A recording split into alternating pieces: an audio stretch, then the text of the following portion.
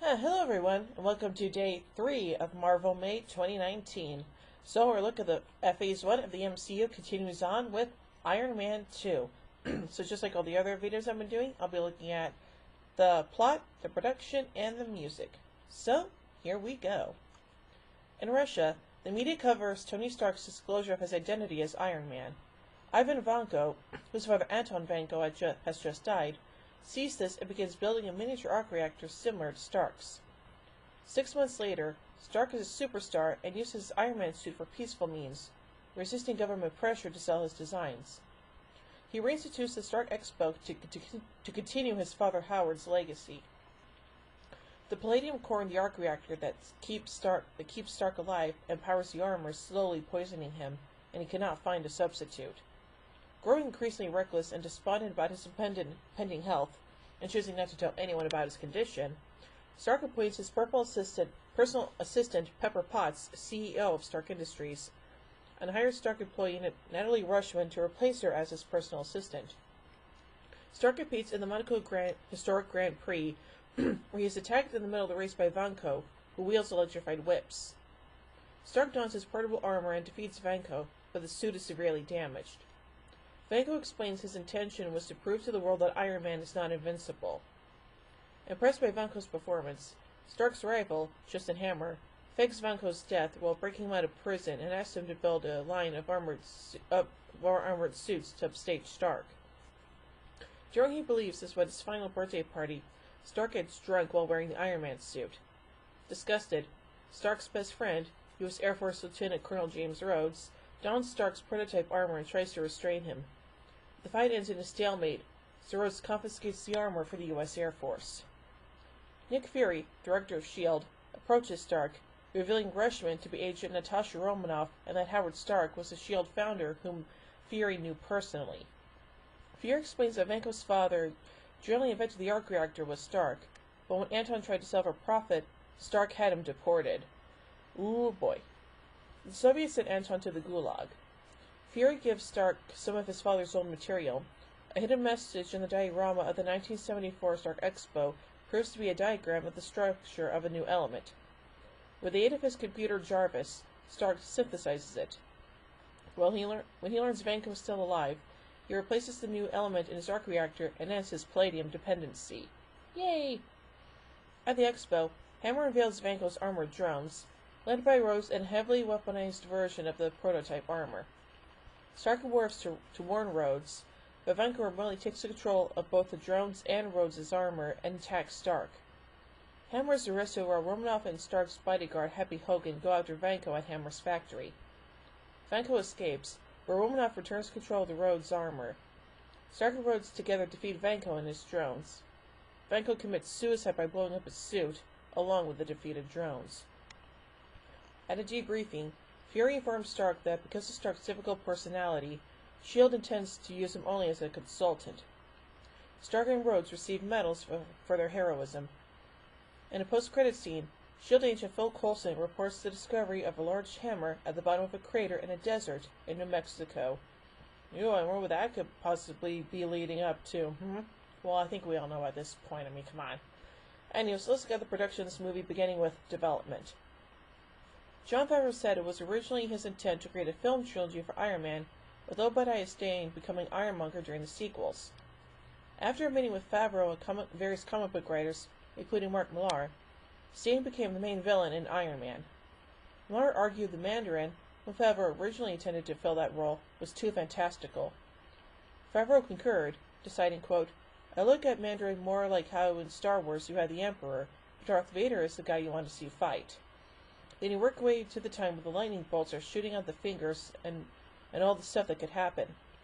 But you can't have what happened in Return of the Jedi happen in A New Hope. You just can't do it. Favreau also discussed in interviews how the film's version of the Mandarin, quote, allows us to incorporate the whole pantheon of villains. He mentioned that S.H.I.E.L.D. would continue to have a major role. During development, Favreau said the film would explore Stark's alcoholism, but would not be quote, the demon in a bottle version.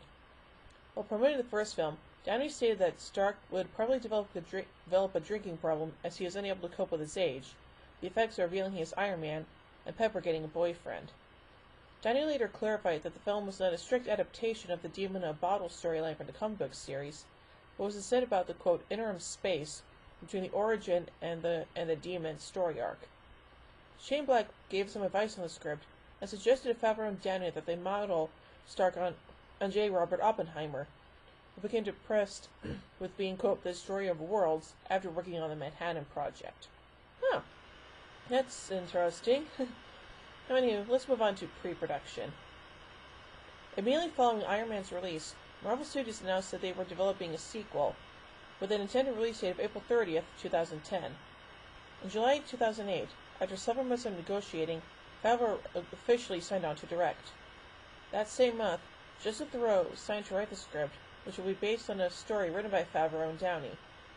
Theroux co-wrote Tropic Thunder, which Downey had starred in, and Downey recommended him to Marvel. Gendy Tartakovsky storyboarded the film, and Adi Granov returned to supervise the designs for Iron Man's armor. In October 2008, Marvel Studios came to an agreement to film Iron Man 2, as well as their next 3 films, at Raleigh Studios in Manhattan Beach, California. A few days later, Don Cheadle was hired to replace Terrence Howard. While being replaced, Howard stated, quote, "There was no explanation. Apparently the contracts that we write and sign aren't with the paper that they're printed on sometimes. Promises aren't kept, and good faith negotiations aren't always held up." Entertainment Weekly stated that Favreau did not enjoy working with Howard, often reshooting and cutting his scenes. Howard's publicist said he had a good experience playing the part, while Marvel chose not to comment.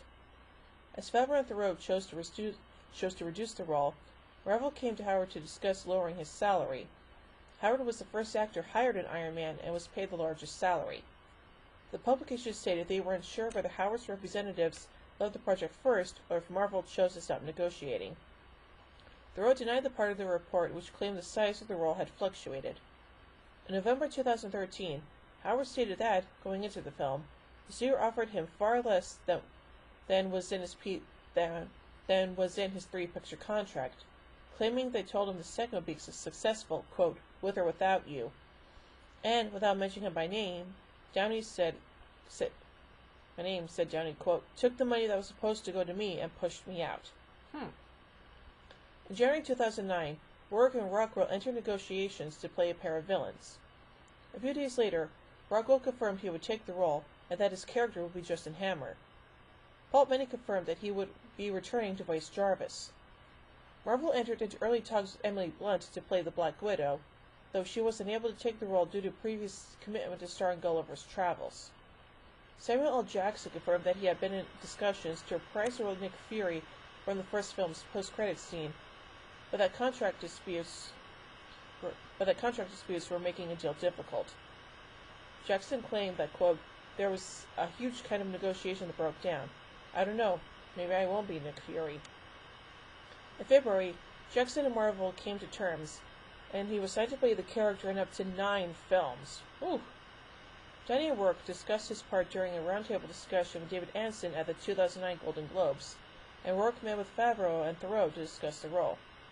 Rourke almost dropped out due to Marvel's initial salary offer of $250,000, but the studio raised the offer, and in March, Rourke signed on. Later that same day, Scarlett Johansson signed on to play the Black Widow.